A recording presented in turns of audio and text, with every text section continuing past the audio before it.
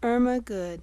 Irma was the most amazing example of somebody who forgives. She had mild cerebral palsy, she had clear speech, and could walk with a walker. They did an experimental surgery in 1961. It left her with severe cerebral palsy, very garbled speech, and the need for an electric wheelchair. She could only push 2 buttons. But her attitude was this: the doctors did the best they knew at the time. Now, let's look at some of the people whose lives we are still touching today. Chris Carr. I would like to share with you the story of 2 guys who had been roommates for years in an intermediate care facility for people who have developmental delays. Georgie loved the Lord with all of his heart. He was faithful in coming to the church service that was held in his home every Sunday. Georgie had limited speech and could not walk.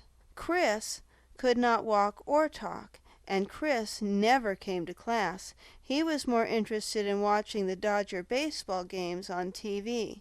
About 6 weeks after Georgie died, Chris came to class. I know the Holy Spirit gave me wisdom and the words to say to Chris. I said, "Are you here because you miss Georgie?" Chris had yes on one arm of his wheelchair and no on the other. He looked at the yes. I said, "Do you want to see Georgie again?" He looked at the yes again. I said, "There's only one way you can see Georgie again, and that is if you ask Jesus to come into your life and be your best friend. Would you like to do that?" And he looked at the yes again. After that, whenever possible, he has been a regular attender in the church service held in his home. Dennis Williamson. Dennis was part of the Sunday school class many years ago, but his girlfriend got mad at me, so they changed churches and started going to one much closer to home. However, Dennis has stayed in touch. He has really been wanting to learn how to read, and lately he's been coming for a one-on-one Bible study and reading lesson. He is learning and doing very well. Fidel Venegas.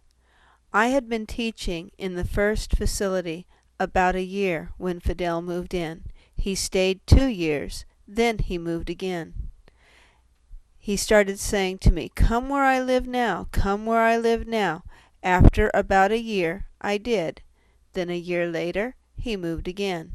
"Come where I live now, come where I live now." So I did. He stayed about 2 years, then he moved again. But this time he moved to a facility I was already teaching in. He is still an active part of my class. Gladys Cade.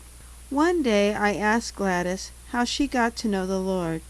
She told me my 12-year-old niece invited me to church. I kept giving her excuses. I was not perfect.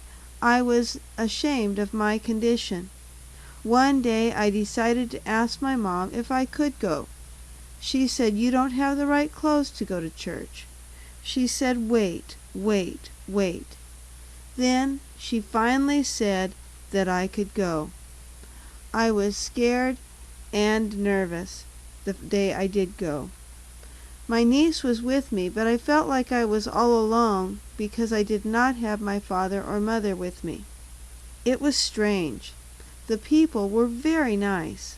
They took care of me as if I was one of their own. They all talked to me. One girl wanted to make sure that I was happy. She took me under her wing. She pushed my wheelchair whenever we needed to change rooms. She was like a guardian angel to me. Her name was Carolyn. She talked to me every week about the Bible. Once a month I went with her to Rancho Los Amigos and to the LA Mission. I went to church for about a year. I asked Carolyn a lot of questions. Then one Sunday morning when the altar call was given, I asked Carolyn if she would go with me. I was half scared. This was in 1957. I was then baptized in 1958. Gladys lives currently in an intermediate care facility. She saved her money to buy a computer. She loves to make greeting cards for her friends. She goes out to adult school 1 day a week and attends the class that's held in the facility the other 4 days. She also attends the Bible study that is held where she lives. She brightens the lives of everyone around her. Louise Raper. When Louise was 10 years old, she wanted to be baptized. The only thing is, she did not understand that to be baptized first, you need to ask Jesus to come into your life and be your friend. Her pastor then explained this to her, so she prayed with him, and after that she was baptized. She has been an active part of the Sunday school class for many years. Several years ago, she got a job with a job coach. This coach just happens to be a Christian. So she started telling Louise the things that needed to change in her life, which were the same things that I was already telling Louise needed to change. Because two of us were telling her the same thing and we hadn't talked to each other, she began to listen. So now she is doing much better.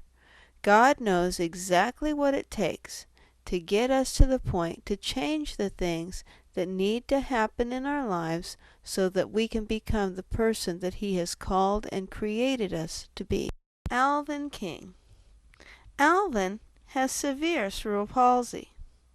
He makes noise, but he cannot talk, though he tries hard. One Sunday, when the altar call was given, Alvin got out of his wheelchair and crawled to the altar. He then put his hands in the prayer position. I heard that everyone had tears in their eyes. He is still serving the Lord. He is a faithful, active member of the Sunday school class that we have at church. I think God used Alvin to teach the value of this ministry. Bible study, 2 Corinthians 12, verse 9a, paraphrased. But the Lord said, My grace is enough for you. My power is made perfect in weakness.